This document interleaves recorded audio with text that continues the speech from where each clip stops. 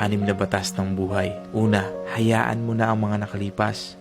Palayain mo ang sarili mo para hindi ka na maapektuhan kung ano man ang ginagawa mo sa kasalukuyan. Pangalawa, ano man ang iniisip sa iyo ng iba ay wala ka ng pakialam doon. Hayaan mo lang sila at magpatuloy ka sa ginagawa mo. Pangatlo, hindi naman palagi kang nasa ilalim. Malay mo baka bukas umangat ka naman. Halos lahat ng bagay ay magiging okay pagdating ng tamang oras. At sigurado, pagtatawanan mo na lang ang mga nakalipas.